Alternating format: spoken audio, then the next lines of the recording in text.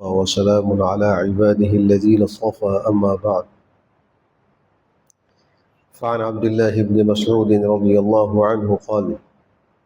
قال رسول الله صلى الله عليه وسلم لو لم يبق من الدنيا إلا يوم لطول الله ذلك اليوم حتى يبعث فيه رجلا مني أو قال من أهل بيتي يواطئ اسمه اسمي واسم أبيه اسم أبي يملأ الأرض قسطا وعدلا كما ملئت ظلما وجورا. رواه ابو داود. حضرت عبداللہ ابن مسعود رضی اللہ عنہ سے روایت ہے کہ رسول اللہ صلی اللہ علیہ وسلم نے فرمایا، اگر دنیا کی عمر میں صرف ایک دن باقی رہ جائے تو اللہ تعالیٰ اس دن کو اتنا طویل کر دے گا کہ میرے اہل بیت میں سے ایک شخص کو بھیجے گا، اس کا نام میرے نام کے موافق ہوگا اور وہ زمین کو عدل و انصاف سے بھر دے گا جیسے وہ ظلم و جور سے بھر چکی ہوگی۔ اس حدیث شریف میں حضرت مہدی علیہ الرضوان کا تذکرہ ہے۔ قیامت کی جو بڑی بڑی علامات ہیں، ان علامتوں میں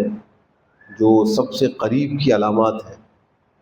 ان کا آغاز حضرت مہدی علیہ الرضوان کے ظہور سے ہوگا، اور اس کے بعد پھر بقیہ علامتیں ہیں جیسے خروج دجال ہے، نزول عیسیٰ ہے، خروج یاجوج ماجوج ہے، دابۃ الارض کا نکلنا ہے، سورج کا مغرب سے طلوع ہونا ہے، اور 3 مختلف مقام پر زمین میں دھسائی جانے کے واقعات کا ہونا ہے، اور ایک آگ کا نکلنا ہے۔ یہ 10 علامات بالکل قریب کی علامات، تو ان میں ظہور مہدی یہ اس سے آغاز ہو جائے۔ حضرت مہدی علیہ رضوان کے بارے میں امت میں بعض اہل باطل نے مختلف مواقع پر دعویٰ کیا کہ ہم مہدی ہیں، اور قریب کے زمانوں میں مرزا غلام قادیانی نے بھی دعویٰ کیا تھا۔ اس کے مختلف دعوے تھے، اس میں ایک دعویٰ یہ تھا کہ میں مہدی موعود ہوں، اور اس کی کتابوں بھی لکھا ہے۔ جبکہ نبی کریم صلی اللہ علیہ وسلم نے حضرت مہدی علیہ رضوان کا تعارف اور ان کی علامات بڑی وضاحت سے ذکر فرما دی، اور ان علامات کو جاننے کے بعد پھر کسی مسلمان کو دھوکے کا ہو جانا یہ مشکل ہے۔ اس لیے ہر مسلمان کو چاہیے کہ حضرت مہدی علیہ رضوان کے بارے میں جو کچھ حدیث بیان ہوا اس کو وہ ذہن نشین رکھے۔ اس حدیث میں آپ نے ایک بات تو یہ فرمائی کہ اگر دنیا ختم ہونے کے قریب ہو جائے اور آخری دن اس کا پہنچ جائے، اس آخری دن جس میں قیامت قائم ہونی ہے، اگر اس دن تک حضرت مہدی کا ظہور نہیں ہوا تو اللہ اس دن کو طویل کرے گا، لمبا کرے گا، یہاں تک کہ حضرت مہدی کو بھیجیں گے، ان کا ظہور ہوگا اور وہ زمین کو عدل و انصاف سے بھریں گے جیسا کہ اس سے پہلے ظلم و جور سے بھر چکی ہوگی۔ تو گویا حضرت مہدی علیہ رضوان کے ظہور کو، ان کے آنے کو یقینی طور پر بتلانے کے لیے طریقہ آپ نے اختیار فرمایا۔ یہ ایک مثال سے سمجھا۔ ایک حدیث میں ہے کہ قیامت قائم نہیں ہوگی جب تک کہ میری اولاد میں سے ایک شخص جس کا نام میرے نام کے موافق اور اس کے والد کا نام میرے والد کے نام کے موافق نہیں ہوگا، اس وقت تک قیامت قائم نہیں ہوگی۔ تو اس سے معلوم یہ ہوا کہ حضرت مہدی علیہ رضوان کا نام جو ہے وہ ہوگا محمد، اور ان کے والد کا نام ہوگا عبداللہ، اور ان کی کنیت ابو القاسم ہوگی، اور ان کا لقب مہدی ہے۔ یہ ان کا نام نہیں، ان کا نام محمد بن عبداللہ، ابو القاسم محمد بن عبداللہ، اور ان کا لقب جو ہے وہ مہدی ہے۔ حضرت فاطمہ جو پیغمبر کی صاحبزادی ہیں رضی اللہ عنہ، ان کی نسل سے ہوں گے، اور جس زمانے میں ان کا ظہور ہوگا اس زمانے میں جنگیں بہت زیادہ ہوں گی، یہود و نصارہ کے ساتھ مسلمانوں کی جنگیں بہت ہو رہی ہیں، اور ظلم و ستم بہت زیادہ بڑھ چکا ہوگا، تو وہ ظلم کا خاتمہ کریں گے اور عدل و انصاف سے زمین کو بھریں گے۔ انہی کے زمانے میں دجال کا خروج ہو چکا ہوگا اور اس سے جنگیں جاری ہو چکی ہوں گی، اور انہی جنگوں کے دوران ایک موقع پر دمشق کی مسجد کے مینارے پر حضرت عیسیٰ علیہ السلام کا نزول ہوگا۔ یہ قیامت کی علامات میں ایک بڑی علامت،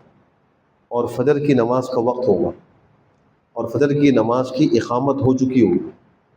حضرت مہدی علیہ رضوان مصلی پر جماعت کے لیے کھڑے ہو چکے ہوں گے، مسلمان پیچھے صف بندی کی حالت میں کھڑے ہوں، کہ اچانک پتہ لگے گا کہ حضرت عیسیٰ کا نزول ہو گیا، تو پھر تکبیر کہنے میں تاخیر کی جائے گی، وہ تشریف لائیں گے۔ حضرت مہدی ان سے کہیں گے کہ آپ نماز پڑھائیں، وہ کہیں گے نہیں آپ نماز پڑھائیں۔ کچھ دیر تک تکرار ہوگا، بالآخر حضرت مہدی علیہ الرضوان وہ پہلی فجر کی نماز پڑھائیں گے، اور حضرت عیسیٰ علیہ السلام ان کے پیچھے وہ فجر کی نماز پڑھیں گے۔ اور یہ اس وجہ سے ہوگا، محدثین نے لکھا ہے، تاکہ یہ بات معلوم ہو کہ حضرت عیسیٰ علیہ السلام جب تشریف لائیں گے تو ہمارے نبی کی نیابت اور خلافت میں تشریف لائیں گے اور شریعت محمدیہ کے نفاذ کے لیے آئیں گے۔ اس کی پہلی نماز آپ حضرت والسلام کے ایک خلیفہ اور نائب حضرت مہدی کی اقتداء میں ادا کریں گے، اور اس کے بعد کی نمازوں میں امامت حضرت عیسیٰ کریں گے، باقی لوگ پیچھے کھڑے ہو کے نماز پڑھیں گے۔ حضرت مہدی نہ نبی ہوں گے نہ نبوت کا دعویٰ کریں گے، وہ اللہ کے نیک بندے ہوں گے، پیغمبر کی اولاد میں سے ہوں گے۔ پھر جب فجر کی نماز ختم ہو جائے گی، نماز کے بعد یہ سب حضرات مسلمان دجال کو قتل کرنے کے لیے نکلیں گے۔ باب اللد پر ایک مقام کا نام حدیث میں آیا ہے، دجال بھاگ رہا ہوگا حضرت عیسیٰ کو دیکھ کر،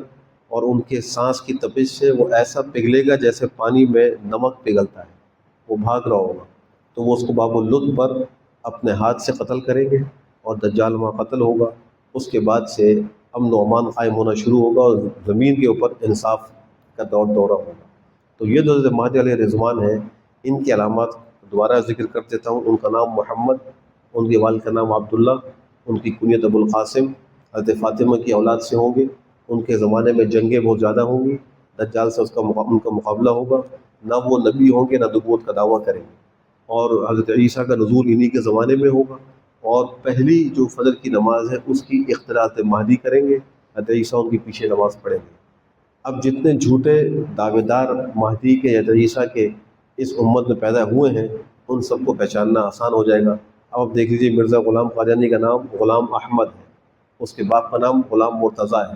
خاندانی اعتبار سے مغل خاندان کا ہے۔ اس کے زمانے میں کوئی مسلمانوں کی جنگیں نہیں ہوئی، کوئی مسلمانوں میں عدل و انصاف قائم نہیں ہوا، اس کی کوئی کنیت ہی نہیں تھی، تو اس نے لیکن دعویٰ کیا تھا میں مہدی ہوں، اور بہت سے لوگ اس کو مان کر اس پر ایمان بھی لائے۔ اللہ ہم سب کی حفاظت فرمائے، اور فتنوں میں اللہ ہمیں ایمان پر ثبات قدمی نصیب فرمائے۔